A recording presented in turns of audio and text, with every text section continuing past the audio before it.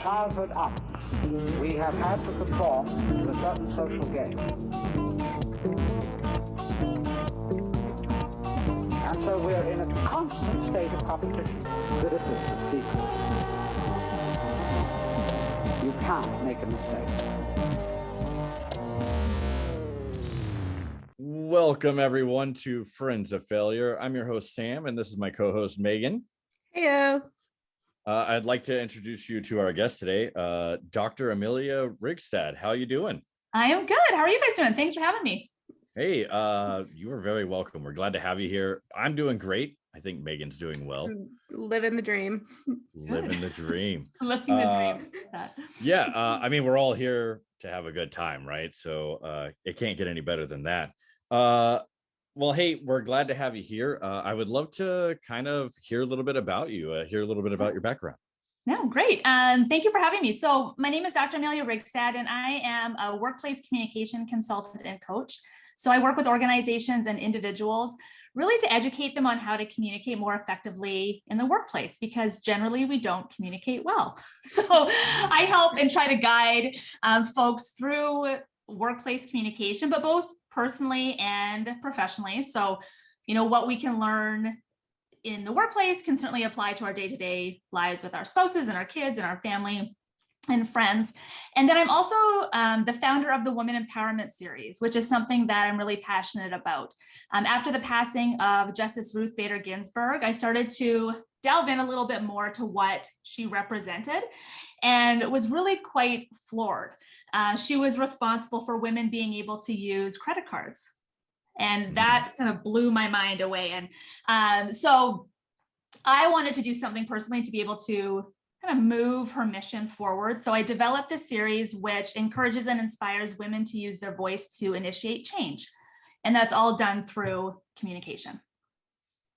Yeah, I imagine that there's a high, maybe it's always been this way, but I feel like there's a very high need of teaching us how to communicate, especially in the way the world is changing, right? So we're all on our phones all the time, and I feel more and more of us have just kind of become more reclusive, or like we've become rusty. And a lot can go wrong, right? Because I remember, I don't know if it was college or high school, some communications class, that as you move away from in-person communication, there's more and more that can go wrong in that communication. Is that right? Am I remembering? I mean, absolutely. And then look at all of us. We're like going into year 3 of a global pandemic.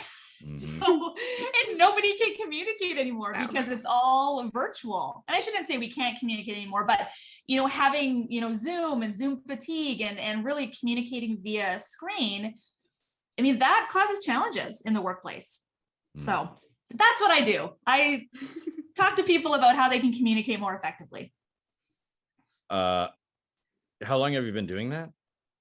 So my background is all in PR and communications. So I've got about 20 years of experience in that realm. But then I was also a university professor for 15 years of that. Wow. And it's just been within the last kind of 3 years or so that I've switched gears. My business has been a side hustle up until maybe 6-8 months ago, where I hung up my professor hat. And I'm going to share a little bit more about that when we start delving into the failure component of some things. But I just completely switched gears, and now I'm just running my business and writing a book or two. So there you go. Casual, just you know. Casual, yeah. What are you up to today? I'm going to write a book, you know, a whole book. Yeah, I'm going to do it in 24 hours. You know. It's been a year. Yeah, takes a little longer. But it is on virtual communication skills. So there we go. Here we are communicating. Perfect. Virtual. Yeah, exactly. I do always love to hear when the side hustle gets the opportunity to become the full hustle, right? And I can't wrap my head around being a teacher at a university. That had to be a wild experience in itself. Yeah. You know what? It was really cool. I had always, you know, growing up, I thought I was going to be a high school English teacher, and you know, didn't end up going down that route. Like I remember I was doing my, you know, kind of basic university courses, and I was really hung up within the maths and the sciences. And I just was like, what am I doing? Like, I needed those courses and I was not excelling. Oh, there we go, failure. But so I did switch gears and I ended up going into a PR program and absolutely loved it. And I, dabbled in the industry for 5-6 years or so, but I still kind of had this calling, this something in the back of my head that I wanted to teach. And so I'd always kept in touch with the dean of the public relations program that I was a part of. And one day she reached out and said, hey, do you want to teach our event management class? And I was like, yeah, I do. And so I started teaching, and I had a different business at the time, a PR consultancy. And so I started ad hocing at all these different universities to build up really a full-time teaching gig. And then ended up working full-time at the university that I graduated in and teaching in their PR program, which was really cool. I really enjoy stories like that, because I used to be the kid who I didn't have plans to go to college right away, but in high school, that's what they do. I don't know. I've been gone for a while, but it always felt like, what are you going to do? What are you going to do? What are you going to do? And I'm like, I'm 17, 18 years old. I have no idea what I'm going to do. Right. I just want to graduate. And so I always found myself loving the stories where people were going a direction and then the opportunity came and it was like, you know what? I am going to do this. So maybe it's not too late for me. Maybe I'll be a professor at a university, but we'll wait it out. We'll see what happens. That would be, I think that would scare me. That'd be I think wild. that would scare me. Yeah. I'd be like, what am I supposed to teach? Whatever you want, man, just go for it. So you kind of hinted that something happened. You did 15 years of being at that university, and then you had to shift gears. Yeah, so it was interesting. So like I mentioned, prior to the podcast, is I'm originally from just outside of Vancouver, Canada. That's where I went to school, where I started my career in public relations. And then I moved to the US. So married a guy from White Bear Lake, Minnesota, and I've been here 9 years now. Whole other story of how I ended up here. But it was interesting because when we're thinking about failure. So I spent the last 7 years doing my doctorate degree. So I have my PhD in media communication studies. Did that while I was working full-time as a university professor. I got accepted into the program, and 2 weeks later, I found out that I was pregnant with my first child. Wow.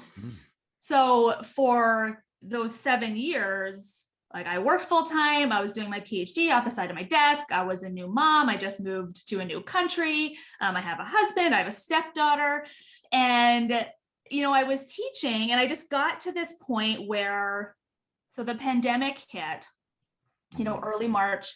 I turned 40 at the end of March. COVID fucked up all of my 40th birthday plans. Yeah, I'm sure. Just a little bit. Was not thrilled with that. And then I realized, I was like, okay. And it wasn't midlife crisis. I think the leaving the teaching profession was kind of in the works for some time, but I just got to this point with okay, so I've got my PhD. I've been teaching for 15 years, but I don't want to teach anymore. Like, what am I going to do with my life? And it wasn't a midlife crisis per se, but I just found that, something that I'd always educate my students on was find something that you're really passionate about, right? And try to focus on that.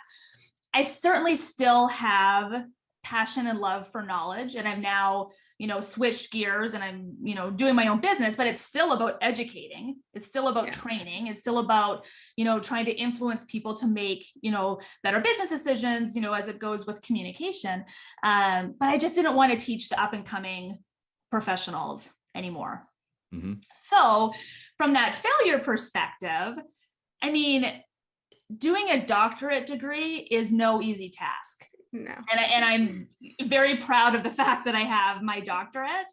So there was this element of, not that I, failed at what I was doing as a professor, but more about like, was I making the right decisions? I put all of this time and effort, right? And I mean, I have a diploma in PR, I have an undergrad degree, I have a master's degree, and then now I have a doctorate. And I kept laughing because I'm like, okay, so I quit teaching. I'm the most educated, unemployed person there is out there. So it's just been an interesting, and I like to use the word evolution, like the word evolve was my 2021 buzzword because all of this stuff was happening. But there is that element of like, oh, like, did I make the right decision? We commonly call it that fear of failure. So you don't even have to be actively failing, but it's just, did I fuck this up? Is this going to be a problem later? Even though, like you said, everything lined up, like you knew what you were doing. You were just still kind of in the figure it out phase at the end. Yeah. And it's still even today, like as a business owner, I mean, I really struggle with business development. I am not a salesperson. I have a hard time closing those deals. But if I'm trying to get into big organizations or corporations to help them communicate more effectively, and that's what my business is going to be, you know, I need to try to get better at that. But when you have a great meeting and you pull together a proposal and then you're totally ghosted and you don't hear from them, you know, it's like there is that element of like, oh shit, you know, back to the drawing board. Here we go again. So I admire I admire the fact that there are a lot of people that if they do anything for 15 years, they're like, I might as well just stick it out because retirement's after 20. Right. But whenever you get to a certain point of self-development, right? Like you were on the pursuit of, I'm going to be better. I'm going to be better. I'm going to be better. And case in point, your education, right? So, I mean, you went all the way. And there are people that have probably tried to do that and never made it, right? And then there are people that make it and then they're like, actually, this isn't what I wanted. And everyone on the outside is going, you know, you have a doctorate, like, oh my goodness, like, don't you want to use it? And they're like, no, actually, I'm going to go be like a comedian, right? Like whatever. And I think that's what the beauty of it was though, too, because it was more of a personal goal for me. So like I really struggled during my doctorate program because I've never felt academic. So I have all this education, but like writing my dissertation, and I was constantly challenged by my PhD supervisors of, you need to think and write more critically.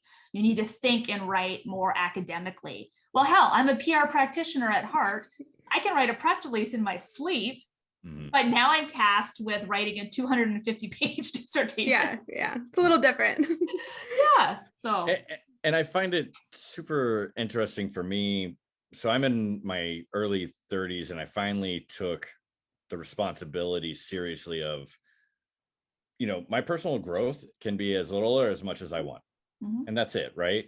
And so looking in the past where I had moments that I felt like a failure, it kind of boiled down to me recognizing the reason I felt like a failure is I just stopped all my personal growth. I didn't know where I wanted to go, so I wasn't kind of focused in any way. And you know, I tried going to school because I was like, hey, that's an obvious way to better yourself, right? Go to college. And I just never committed to it. And you know, this, that, and the other. I made tons of excuses. And they worked because I, you know, never finished it, right? Nailed it. Successful. But, technically it's not a failure, guys. I successfully didn't do college. But then, you know, I also had to admit to myself that, hey, it's okay to, you know, this, that, and the other. So I want to take it back to, you talked about how you would tell people you need to find what you're passionate about. And I got to a point where I was just sick and tired of kind of everything. And I heard that in my head, you know, you read it, you hear people say it and stuff. And I think it is sound advice of you know, if you don't know what you are passionate about, at least figure that part out. Even if you don't pursue it, right? So for me, it was the gym. And then I was like, I do want to help people. I have this insatiable need I want to help people, but I want to call myself a teacher. And then I end up becoming a personal trainer. And it was like, well, if you don't call yourself a teacher, that's fine, but you kind of got to figure out how to teach people. Yeah, absolutely. And so finding a passion in that allowed me to do well, right? And the whole point obviously was to get to a point where I could make some monetary income, but I also was just finding that you can have fulfillment in your life. And so in my brain, I was like, this is it. I just got to figure it out, got to get better at it and make it last 20 years. But it kind of was the first domino that really led to this very severe personal growth where I just want to tackle new things that better me so that I can help other people around. So one thing I am kind of curious is, you took on apparently as much as you possibly could as a human being, right? Like, I'm going to become a doctor. I'm going to be like a wife, a mother. I'm going to be a teacher. During this time, I mean, did you ever have any, maybe you just felt like they were failures at a certain point while trying to juggle so much at once, right? Or would you just say that in a certain way, you just had to learn lessons from different aspects of your life all at once, and maybe it just felt super crazy? Yeah, and I think that would be probably more where my experience would lie with. I mean, I'm sure there was little failures in between, Sure. but I also really thrive on multitasking, and I thrive on being really busy. I don't think I would get pregnant, do my PhD, work full time, be a new wife, move to a new country all at the same time again. Right. Yeah. Not on your list again. Yeah. No. Pick 2 out of 10, just Right? 2 out of 10. And then, right. But I did it. And that was the path that I was going on at that time. And that worked.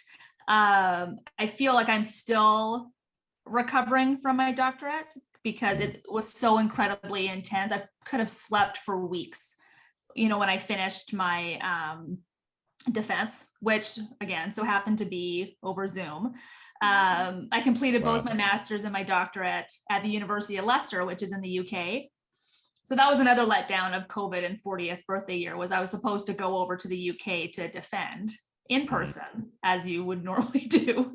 But then it was unfortunately over Zoom, but it was incredibly intense. 2.5 hours of, I think my one supervisor was on the call. They couldn't say anything, but she was counting how many questions they were asking me. And she said, with all of her experience and being a PhD supervisor, never had somebody ask so many questions. And it was like 28 or 29 questions about my project.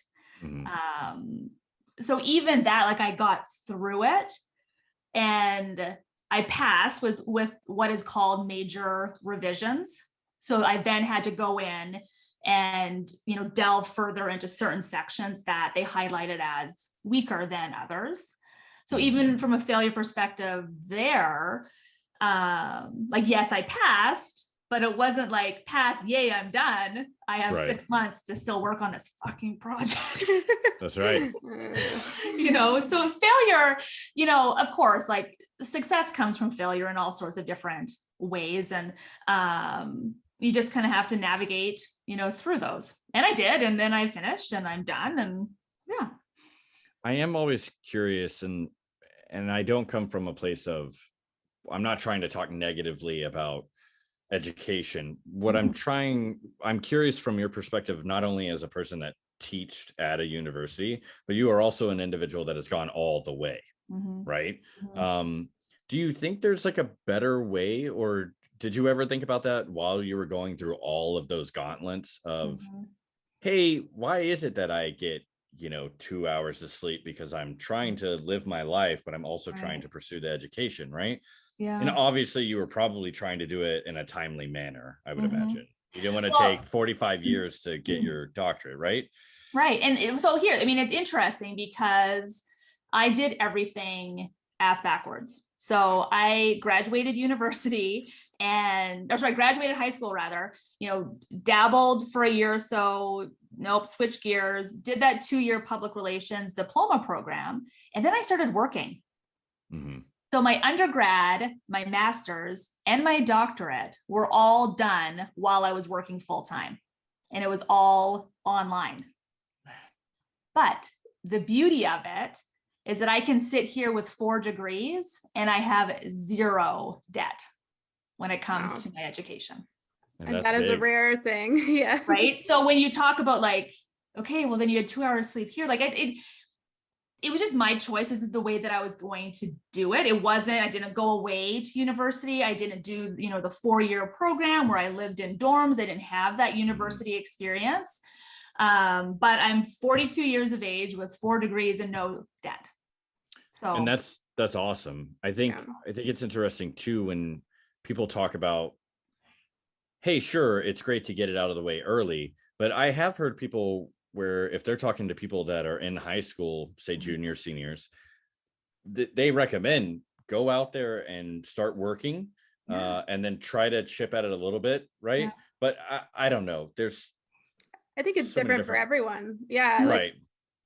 for me, I was already working on my college degree when I was a senior in high school. Mhm. So even though I wasn't like 100%, hey, this is the degree I want and what I want to do, I was like, I'm just going to go for it.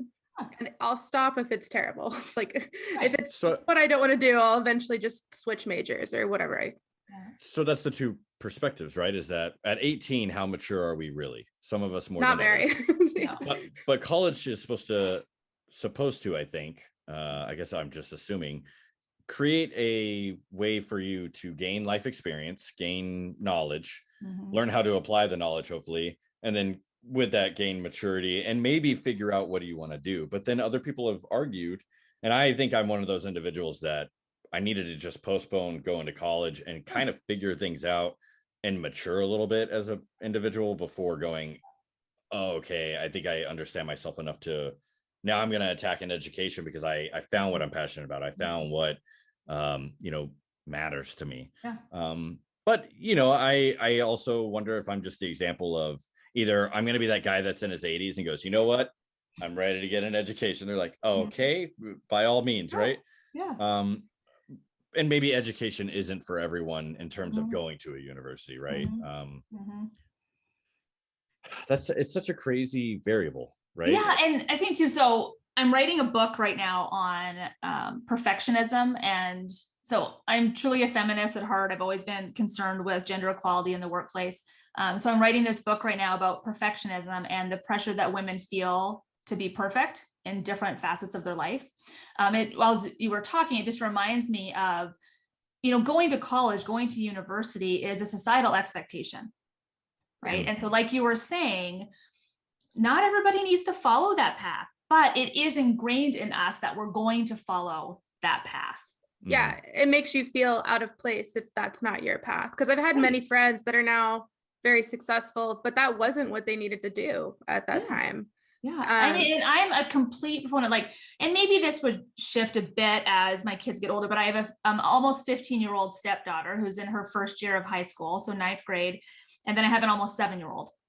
And right now, we're really guiding Aubrey that, of course you're going to go to college and university and, have a good education and paying attention to your grades, really starts now. And I'm sure I'll be the same way with my son Maverick as well. But there's also an element, I feel, of those life experiences. So I had always wanted to travel around Europe, but I didn't. I went to university right away. Well, it took me getting married at 25, divorced by 28 to go find myself in Europe, which I did.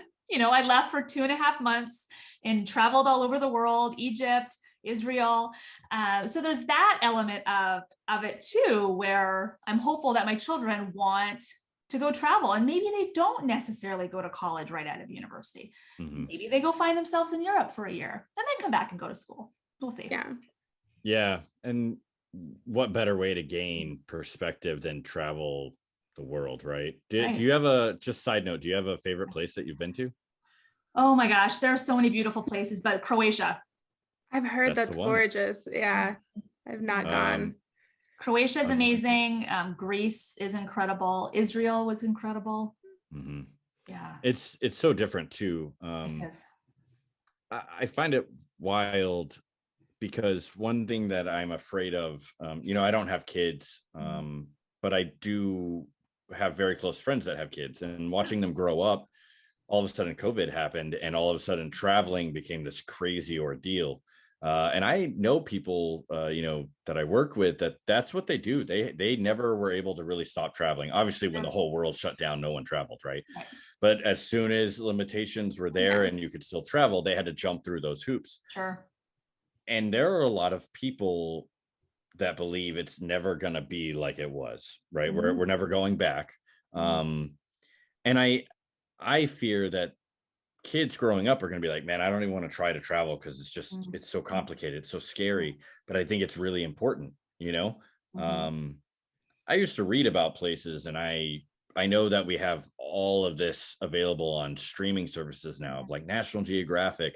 I was watching a little bit of a show Will Smith just did it, but he's Mhm. talking about Earth. Do you know what I'm talking about? Yeah. I know what you're talking about. I haven't seen it, but I saw a clip of it or something. I literally can't think of the name of the show, and I'm like, just look up Will Smith. But it was cool because, you know, the little bit that I watched, it was obvious that very HD focused cameras. I mean, it was probably that 5K type stuff. Sure. So you're if you have a good enough TV, you're able to really just see the beauty of it, and they're talking about it and explaining it. But being near it, right, feeling what it's like to be in Europe, feeling what it's like to be in South America, wherever. Yeah. It's really different being in front of a waterfall as a human being and seeing it on a beautiful TV. Yeah, absolutely. So it scares me, right? Yeah, I'm hopeful that, I mean, from having kids during a pandemic too, I mean, they're very resilient.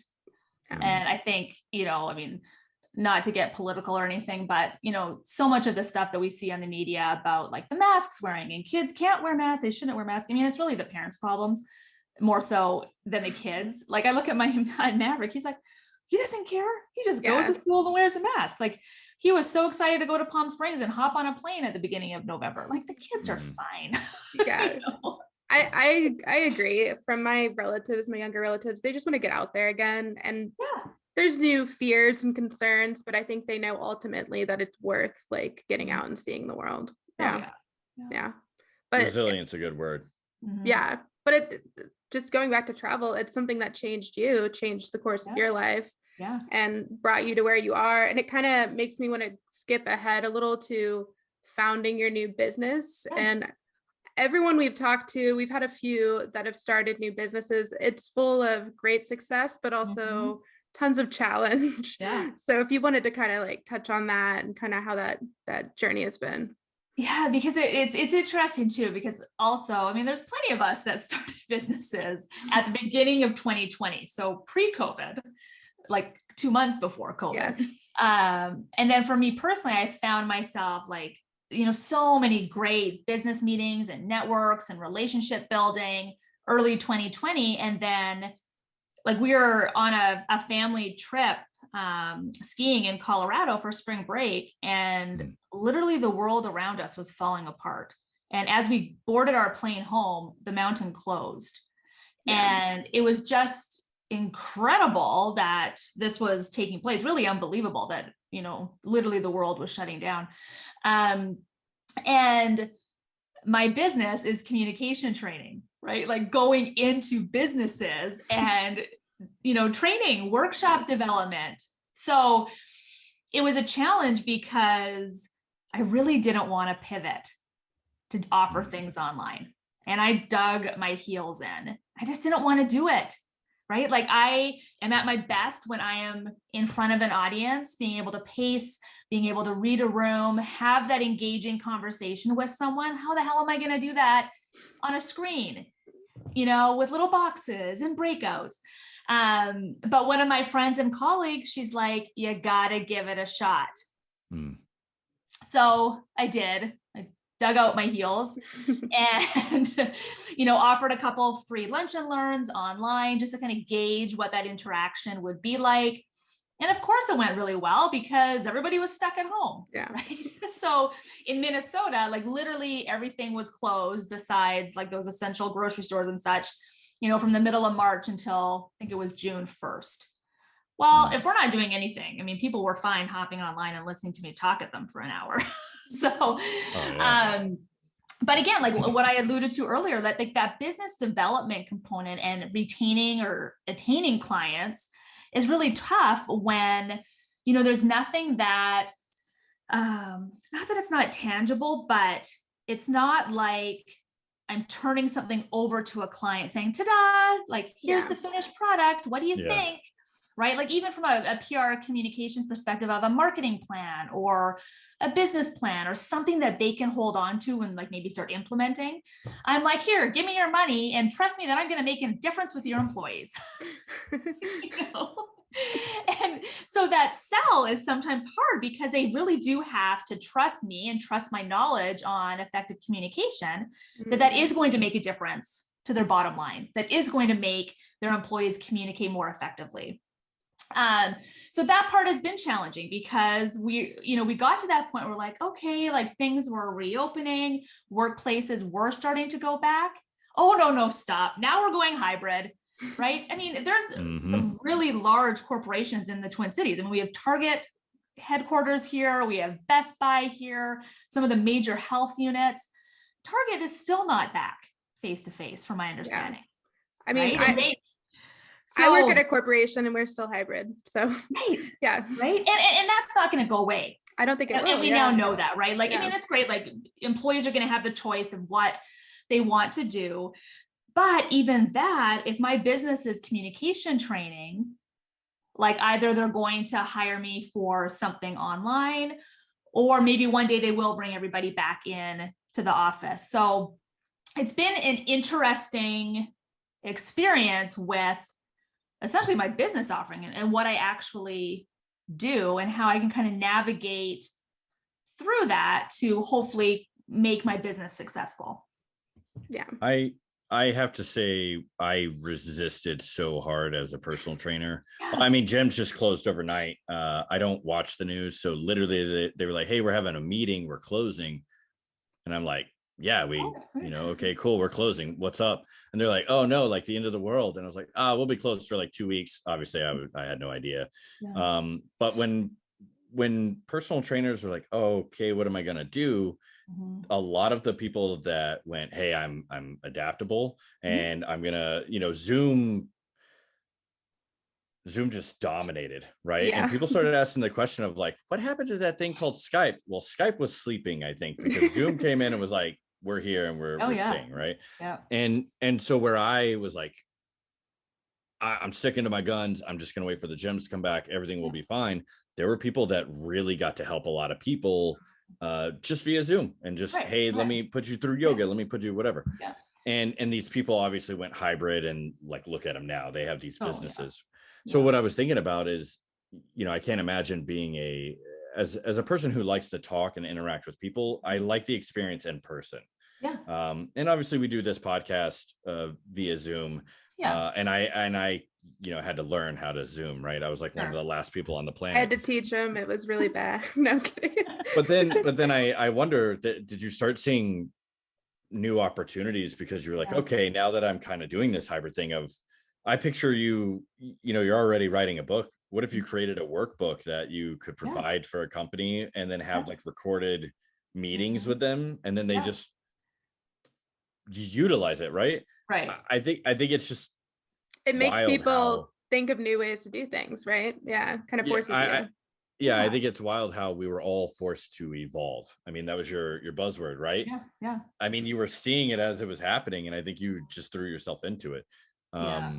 And going off that too, I mean, the woman empowerment series that I developed, that is offered virtually. And I actually I do workshops if companies want to hire me to come in and work with their women leadership group or their women's group or what have you. But it was designed during COVID. And so it was virtual, and, close to 50 women from across North America have been involved in it because they can do it from home. Right. And that's been a really cool thing to see, because we've had people like from my hometown in Canada and, Arkansas and like all these different places where if it wasn't offered virtually, I wouldn't have made those connections. We wouldn't be creating this empowered community of women. So that's awesome. Yeah. I do laugh at just how things have slowly kind of taken whatever turns they've had to. I do wonder to, Facebook, which I guess technically changed their name to Meta. They keep trying. Stupidest thing ever. It's a well, mess. so I kind of looked into a little bit of it, and really what it is, there's all these weird components that are happening at the same time. But if you kind of go far enough back, which, maybe we have to go all the way to Mars to really be able to see what it is, the big picture seems, hey, we've already kind of entered this digital space. Let's start building that world. Right. And I think in our lifetime, we won't really understand it or feel it. But we've seen like these sci-fi movies where they have surrogates and they stay home and they go into the digital world. And it's so wild to me because I wonder if that's what we kind of saw happen during the pandemic, right? Is that a domino had to get pushed over where we're comfortable in this space. Right. I mean, a year ago, I wouldn't have been able to like, hey, how you doing? And then be able to do this, but this became more natural. Well, and I think you make such a good point with that. Like the universe, whoever, God, whatever you believe in, like somebody was just like, okay, like maybe we need to shake things up a little bit. You know what I mean? Because it did. I mean, obviously there's been trauma and heartbreak and devastation, and many people have died from COVID.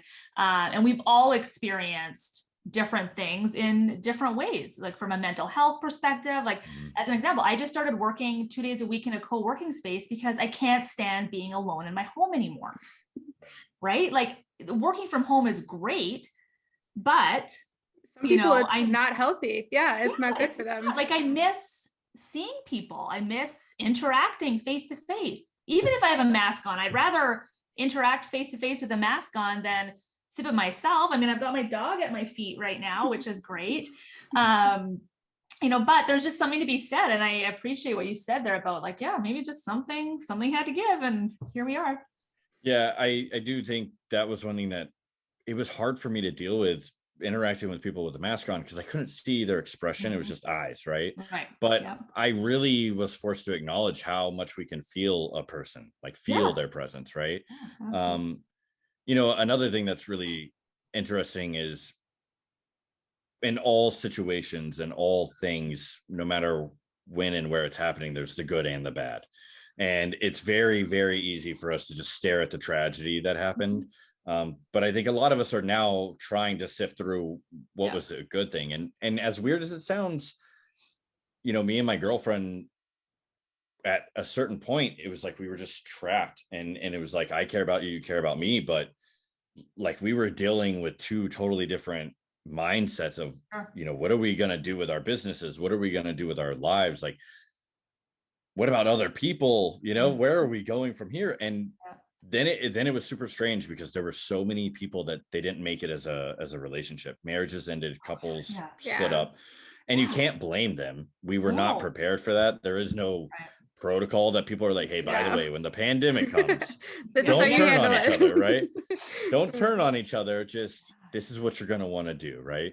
And I really was hoping that we would kind of have that moment where it's like, man, I took for granted all these interactions with strangers and whatnot. But man, there are some people who are like, nah, I definitely know what I want. Know people. And you're like, what? And they're like, I just know people interaction. And it's intense, but you know, we're all just growing how we have to. I just hope it doesn't ever become permanently, we're all online, you know? I agree. I feel like it won't. I mean, like we said kind of at the beginning, communication is better in person. It's just better quality. I'm sure just naturally we're going to want to see people. We crave it, right? Definitely. And things are even different if you think about it, you know, from this time last year. Like my husband and I had our good friends over and their boys last night who were buddies of Maverick, my son. And, you know, last year we didn't do it. We had this annual gingerbread decorating competition, you know, against the kids. And last year we didn't do it because of COVID, and we were respecting, you know, what was going on. And, you know, we made a decision not to. But this year, just like, no, you know what? The kids actually are grateful. They're all vaccinated. We're all vaccinated and we have our boosters, and we're like, no, we're going to get together. Right? I'm not doing an online gingerbread competition. Right. That's what it feels great this year, because I had most of my holidays last year on Zoom. And this year it's like, no, I'm driving down to see you, and then I'm going to see this other family too. And our previous episode was a holiday special, so it kind of touched on that. Normally holidays stress me out because I have like 10 families to see in the same area. But this year it was more of like, it's fine. I'm okay with this. Like I'm going to go everywhere. So I think it does change perspective a lot. And make you thankful for things. Yeah, for sure. I definitely, I guess, would point out too that whenever the initial month happened, I think a lot of us were like, okay, like staycation. And then it turned into whether we wanted to embrace it or not, we were forced into trials of ourselves where Yeah. I for the first time maybe in my entire life after entering the workplace world, right? Yeah. I did not have that noise as a in my late 20s. No, I think I was already in my 30s, I guess. Oh yeah, I was already in my 30s. So time. It was really strange to have that moment where after 2, 3, maybe it was the 4th month, you didn't have any of the noise or habits from going to work every day and being stressed out. And then you just had to reflect on that of what am I willing to tolerate? And there were a lot of people, right, that they were like, not a lot. I'm not willing to tolerate a lot of this. And even the circumstance of pay, right? Like we've seen that became a national topic, right? Of what is the bare minimum that you could pay me, and I'd be willing to like come on out here and party, right? Because that's what we're doing at work, right? We're all just partying, having a good time. But I think we were all kind of forced to deal with growth, and maybe that's a positive and a negative depending on what happened from that. Yeah, definitely. Do you, whenever you do these communication events, I mean, I don't know what to call it, right? When you do these and you point out certain aspects of communication to people, do you get to see a lot of light bulbs turn on for people and they go, oh man, if I would have only known this years ago, they could have done better, not only with their peers, but maybe in general? Like, yeah, I do. And it's really fun to see that. So because I have the research behind me and the knowledge now from more of an academic perspective, we're looking at communication styles. Like one thing that I always share as part of my workshops is what actually a linguistic style is. Either of you familiar? I should know this, but I know don't have the definition. Word. Okay, you're right. You know the word. Googling it, I'm like, what's really interesting with our linguistic styles, and again, from a research perspective, is these linguistic styles are learned at a very young age. And my dissertation for both my master's and my doctorate was about gender differences in communication styles and how it impacts the workplace. So as boys and girls, we learn our linguistic styles, 3, 4, 5 years of age, literally on the playground when we're playing with our peers. Young girls tend to have a singular best friend, or they'll communicate in small groups because they're trying to build rapport with one another. Boys tend to play quite differently, larger groups. They're very much focused on hierarchy and having that status over one another. And again, too, generalization is not to say that all boys and girls are comfortable in these play groups, but for the most part, from a research perspective, these translate through our upbringing. Society influences us and our behavior, and that can translate then over into the workplace. So that's one thing from a gender perspective that in some of these workshops, people are like, oh, interesting. And then when we start looking at our communication styles, there's a communication style assessment that I've used for close to 20 years called Straight Talk. And it was developed by Eric Douglas, who is out of Sacramento, California. And it's all about how people view the world differently. So if we view the world differently and have all these different experiences, the likelihood of us communicating differently is pretty strong. So I'm sure you guys have taken some of those assessments like Myers-Briggs or DISC assessment.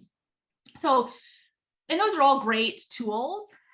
But where the light bulb goes off for people as well is trying to build an understanding of the differences between personality traits and communication styles, right? So our personality traits are fixed characteristics. Those are really hard to change. Like really, we can't change our personality. If you have a narcissistic boss, good luck, right? Like you're not going to change that personality of that person. However, we can learn our own communication style, learn communication styles of the people that we interact with most on a day-to-day basis. And then we can modify and adapt our style depending on the situation that we find ourselves in.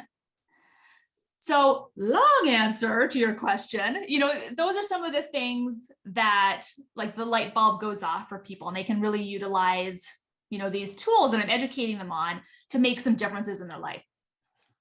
Because I'm sure part of leading to the light bulb moment is going, oh man, I do that, right? Like when I'm communicating, I'm doing this or I'm doing that, and then why I'm doing that. Yeah. I mean, obviously there's the evidence there that you can consciously go, oh, okay, wait a minute, learn about it, and then change your linguistic style, right? Yeah. Does it naturally kind of happen for people? I mean, once they grow up, they make it through their teens, maybe even their 20s, to us as adults just naturally kind of change as we mature? Or is it one of those things where you've got to learn about it and you've got to take the time to utilize the tool?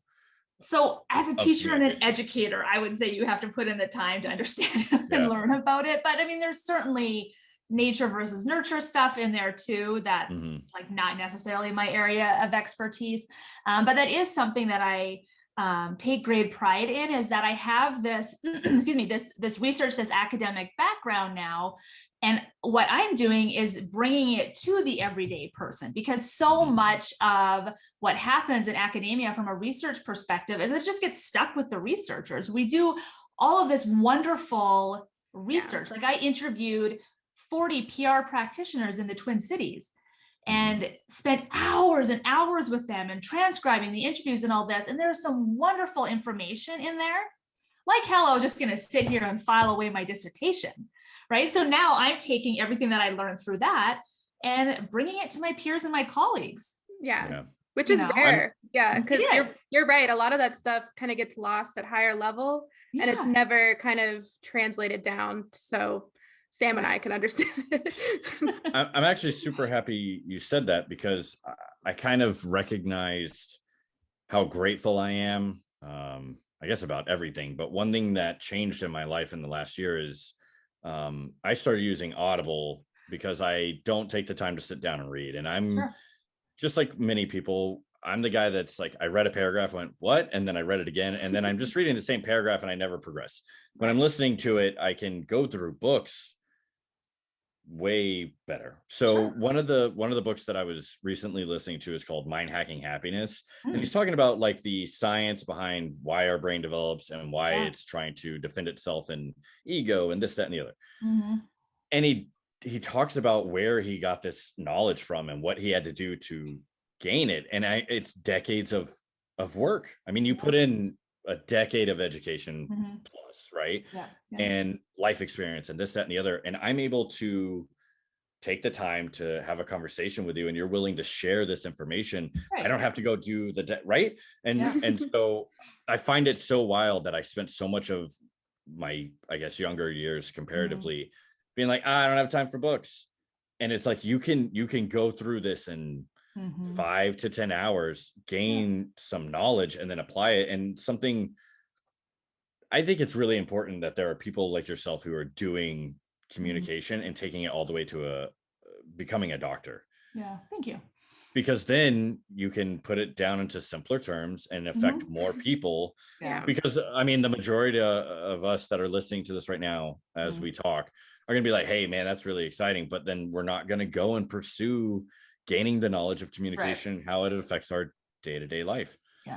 A lot of us are like, I don't want to communicate. But ironically, like, it affects everyone. It's kind of like with failure. We say it affects every age group, every person. I mean, every like area of life. It's the same with communication. You have to communicate to get what you want, from like basic things to very complicated things like relationships or business. And it's something that will benefit everyone. So I'm very excited to see where that book goes. And well, hey, if you want to read the 250-page dissertation, I'll send it your way. I might be able to get through that. No, I'm kidding. You won't. You don't want to. Where I would be curious to really read it is I am interested in the topic, right? But then I bet you I would spend more time reading and going, I don't know what that word is, looking it up. Reading, I don't know what that word is, looking it up, right? There's benefits to that, right? Or I would just read it and be like, is this in a different language? Right. I know. And you know, it's funny too. Like, I mean, family members, like my husband hasn't even gone through it. Thanks, husband. No, I'm just kidding. But I think where is most interesting from the doctorate is like the results, right? Like what actually were people saying? And that's you'd very much be able to understand that. Yeah. You know, we have to throw in the methodology and the research, component, but the results and the findings are, pretty easy to read. You just want to deliver the message at the end, not the abstract and like how it was set up. Yeah. Because I started my master's and just like trying to get through a technical academic paper is a nightmare. Like it's so hard. It is. It is. I mean, kudos to you for doing it. What are you doing your master's in? I'm doing it in data science, but I'm kind of taking a pause because I'm having one of those moments of, do I want to do this forever? Sure. So Well, it's a big call. It is. But even if you're in it and considering it, I mean, it's kudos to you because I know what it takes. So yeah, it's one day at a time. Exactly. And there is a beauty about growing up too. Just in a sense of, as I've gotten older, I accepted I have less time. At some point, you just have to acknowledge that. And then you start going like, what do I really want? And if it is something of pursuing a master's and you're like, F it, I'm just going to do whatever it takes and I'm going to do it. Yeah. Right. And I think that's the only people that get through that anyways. They're like, I'm not stopping. If it kills me, it kills me, but I'm not stopping. And I commend that. The irony is I got in and I was like, oh, I didn't expect to get in. That's cool. And then I started, I did a few classes and I had a 4.0. And then even though it was going well, I was like, I'm not convinced. I don't know. Like maybe I do want a master's at some point, but I don't know if this is it. Sure. I do. Yeah. I like the topic, but like you said at the beginning, I don't get passionate about tables and queries and right. So maybe for you though, maybe it's just figuring out like, well, what are you passionate about? What could you see yourself doing a master's degree on and evolving and switching gears and then doing something that you're passionate about. I picture the conversation, Megan's looking in the mirror and she's like, look what you've done. They weren't supposed to accept you into it. Now that they have, we have to do this. And it's like, well, I didn't know they were going to accept, right? That's exactly how it went. Yeah, I would have never had any doubt in my mind, right? So one thing I would like to give the opportunity, I like to ask people kind of the question of, do you have that one piece of advice that you think everyone needs to hear, or that one thought that maybe everyone needs to ponder, right? Especially coming from, your background, right? Communications and PR. And I was just wondering, does that instigate any kind of thought that you're like, I need to share this with the masses? I do. So I am an absolute firm believer in being your authentic self in whatever way, shape, or form. So be fearlessly authentic, bravely be you. So whether that is, work, at home, having the ability to communicate authentically, we're constantly invited to be ourselves in so many different situations. From a work perspective, maybe we're going into a meeting with a challenging boss and, our coworker will say, well, just go in there and be yourself. Everything's going to be fine. Freaking be yourself, right? And, have the confidence to do that. And so that is my hope. Like I really believe and I practice being my authentic self. I know to the extent, this was kind of part of failure too. At 32, I was diagnosed with malignant melanoma. I have a huge ass scar on my forehead, and it took COVID, being shut down, 4 inches of gray roots when the hair salons opened up on June 1st, that I went into my hairstylist and said, make me platinum blonde. I want a mohawk. And while you're at it, throw in some purple, because I'm going to be my authentic self. I'm not going to cover up that scar anymore. And I'm just going to be me. And I'm just being me. I appreciate that. I think everyone needs to consider what their authentic self is. I think that was one thing that was weird for me is during quarantine, you think about like the mask that we put on when we go to work, or when we're dealing with strangers, or even sometimes when we're dealing with ourselves in certain moments, right? And being able to confront that side of ourselves that, I think we get taught to be afraid of the rejection aspect. Absolutely. And I think it's only human, right? But Yeah. I mean, we only get one time here, right? Maybe this is our only, I call it a mech suit, but we only get this one body, right? Yeah. You might as well enjoy it, right? Yeah. You want to have this hair or these clothes or this, that, or the other, like do it, right? Yeah. I used to always wonder, like, face tattoos, like how do people do that? How, like, why would they do that? Blah, blah, blah. And it's like, that's a part of their self. Yeah. Right. And now I'm like, awesome, dude, go get it. Yeah. Get some. I do appreciate that thought, and I appreciate you sharing that with us. No, definitely. So I had a wonderful time. I think I could probably speak for all of us, right? Yeah, that was great.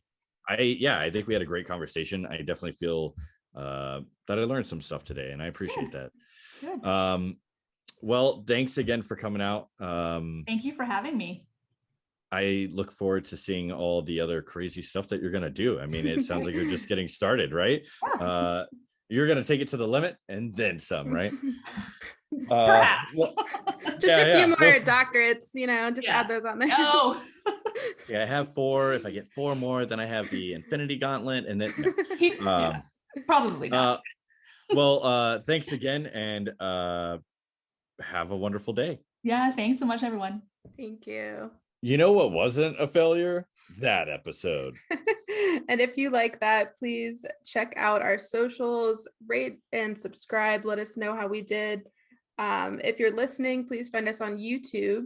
And then our favorite part, please send in your own failure stories. They can be funny, sad, happy, stupid, whatever you want them to be. They can also be anonymous. Just don't put your name on there. Email those into friendsoffailurepodcast@gmail.com. Once again, friendsoffailurepodcast@gmail.com. And with that being said, remember, life is happening for you, not to you. So go out there and fail.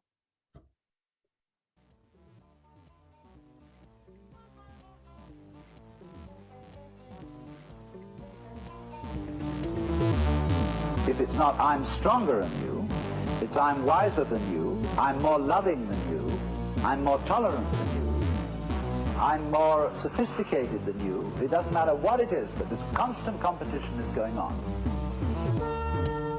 This is the secret.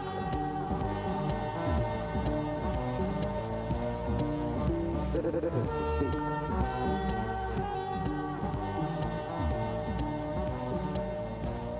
You can't make a mistake.